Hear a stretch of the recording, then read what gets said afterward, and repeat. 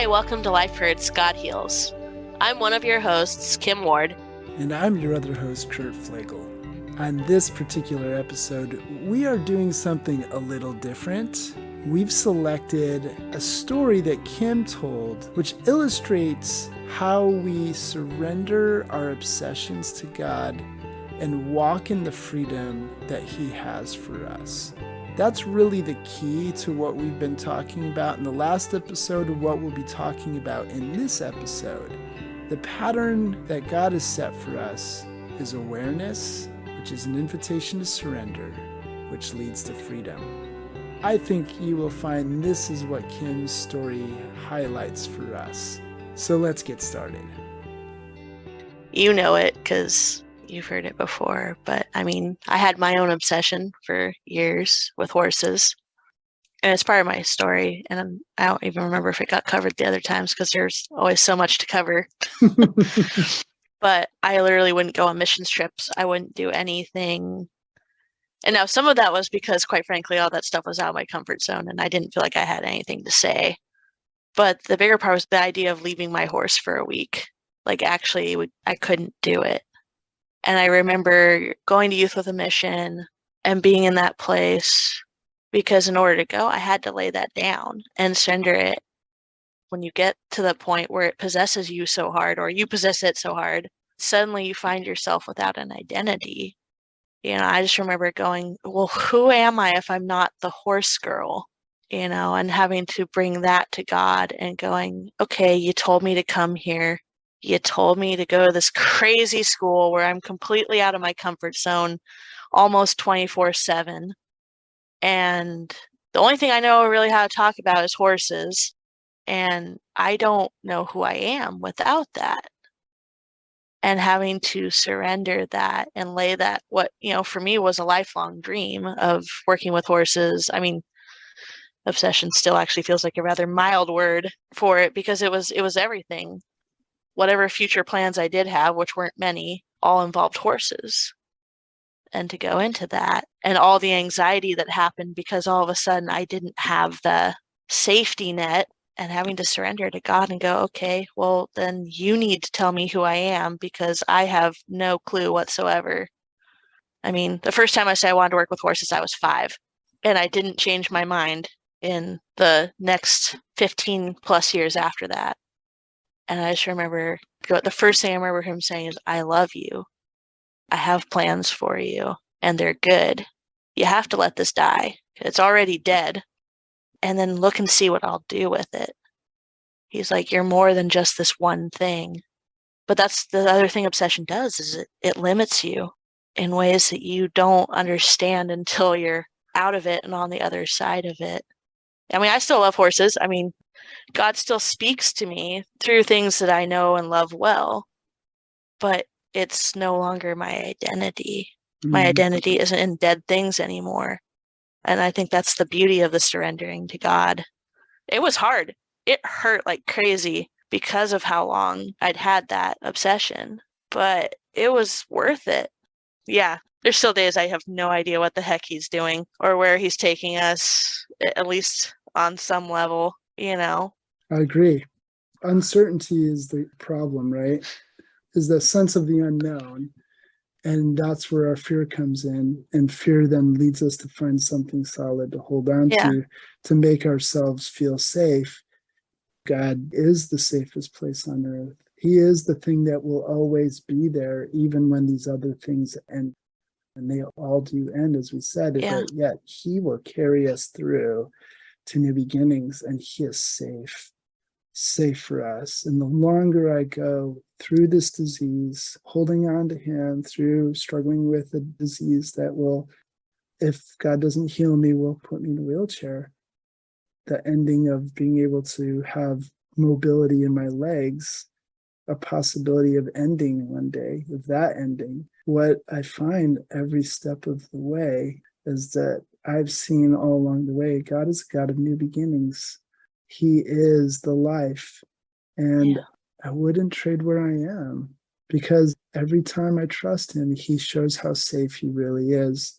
And all other ground is sinking sand. What is it? What's the lyrics? My hope is built My hope is um, built on on nothing nothing less. less than Jesus Christ, his righteousness. And now my brain is blanking because it then goes into the line that leads to all other ground is sinking sand. Christ alone, the firm foundation, would be another one for that. Or my favorite Madeline L'Engle quote, which is, when you clutch things, you're just left with a fistful of ashes, Mm, which is death, which we've already said. And in the uncertainty, there's so much temptation to grab on to all these other things, especially the things we can actually see, because sometimes our faith, it feels in the moment easier to have faith in things that we can see and that we can control. But in the end, when we grab those things, we're grabbing dead things hmm and not the Eventually, only one that gives life. right. And that's that constant tension of letting go and remembering that we're finite and he's infinite.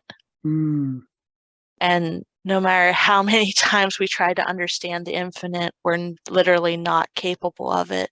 no. But his invitation is always to come further up and further into relationship with him because, I don't have to understand something to feel it. Oftentimes we don't understand our feelings or why we're feeling it, but that doesn't make the feeling less true or less real.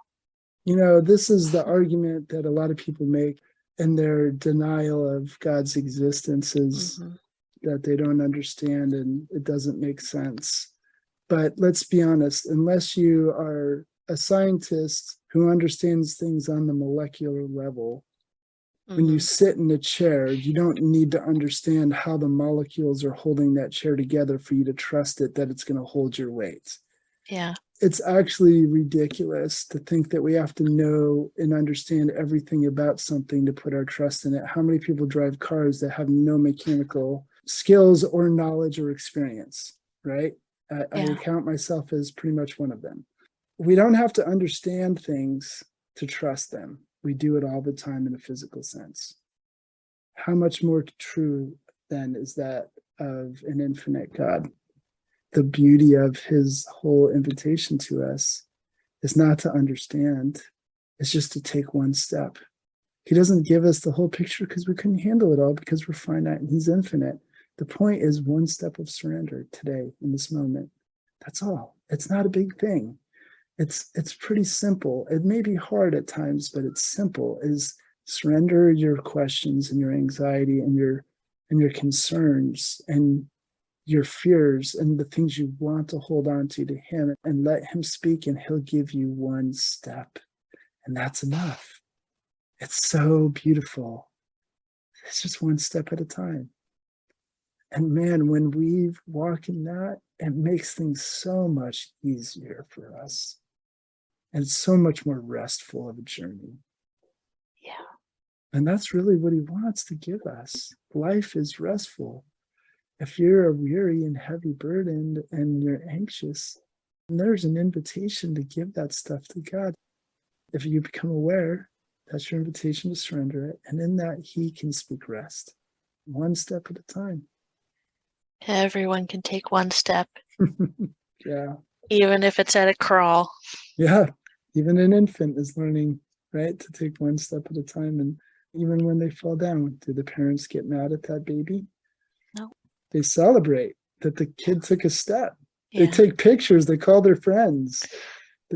That right there is an image of God. Even in our steps, we're going to fall down at times. Yeah. But God is celebrating. You see my kid took a step. You see my kid, he took a step. All of heaven celebrates and we're missing it. And that's the point of surrender, to get keyed Yeah. in and become aware of the voice of God celebrating us. Yeah, that's really good. And that also seems like a really good place to stop, at least the story and the discussion that followed. However, I don't know if you notice when it comes to life, but every day there's new lessons. There are new things that God is teaching us. And that's even true of this topic, this idea of surrendering our obsessions to God. Even in the days since we recorded this episode, God has been highlighting more and more things, and I thought this would be a good opportunity to expand a little bit on what was shared in this particular episode. The thing most on my mind that God has been revealing is what we mentioned in the introduction. And that is that pattern that God has been revealing to me and speaking over me a lot lately. That pattern of awareness, surrender, freedom. I think that Matthew 11:28 and following really helps illustrate this. And I know I use this particular passage a lot, but it's been powerful for me in this season. And I think here again, it shows its power. The words of Jesus as recorded in that particular passage go like this: "Come to me, all you who are weary and heavy burdened, and I will give you rest." Jesus goes on to say that we could trust that he will give us rest if we come to him, that he will take our burdens off of us if we come to him. And he speaks these next words to give us a source of confidence as to why we can trust him, that we could come to him. "For I am gentle and lowly in heart." It's taken me years to understand the profound statement Jesus makes here. The heart, at least in our biblical understanding, is the center of a person's being. It literally is the core of who they are. And what Jesus is saying here is the center of who he is, the core of who he is gentleness and humility. Just think about that for a minute. I mean, really meditate on that. Hold that in your mind just for a moment. Every time that you've prayed or you thought of God and you felt condemnation, you felt obligation, you felt like you weren't doing enough, Jesus contradicts those feelings here in a really, really good way. He says, that's not me. That's the accuser, the enemy, the liar. Wow. This is the only place in the New Testament Jesus describes his own being, his own heart, and it's gentle and humble. Gentle and humble. How does that help us understand this pattern that he's given to us of awareness, surrender, and freedom? If Jesus, if he really is gentle and lowly in his heart, humble in his heart, then we are safe with him. He is the safest place on earth. Any thought we have, any feeling we have, anything that's a burden to us, he will not minimize, he will not diminish, he will not mock us over. In fact, the opposite, here in Matthew 11, he invites us to give it to him, to hand it over to him so he can carry it for us. So he's not just a safe place that we could dump all this stuff onto, but he literally wants us to give it to him because he is proclaiming he has the power to carry it where we don't. So think about this. What is the thing that is wearing you out right now? Is it a dream that's not coming to fruition? Is it a struggle you're having in a relationship? Are there insecurities that keep plaguing you?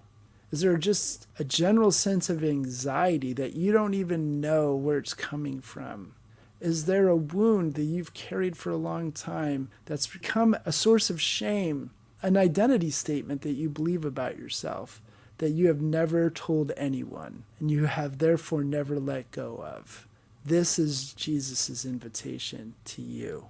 He is lowly, he is humble, he is gentle, and you are safe to bring that to him, whatever that burden might be. So if something is coming to mind, anytime you become aware of a feeling of anxiety, anytime you become aware of a difficulty, if you're thinking about it, that is awareness, right? Suddenly you're thinking about something that's been troubling you, maybe even a desire you wish was fulfilled. That is awareness. That is actually God's gift to you. It may not feel like it in a moment, especially if it's negative emotions, negative thoughts. It may not feel like a gift, but it is a gift. Awareness is a gift because awareness leads to the invitation to surrender. There's only one of two ways we can go, right? When we become aware of something that we're carrying. We could either run and hide from God, or we could run to God with that thing. And God's invitation, especially demonstrated by Jesus, who is gentle and humble, is to come and surrender it. Just to lay it down at his feet.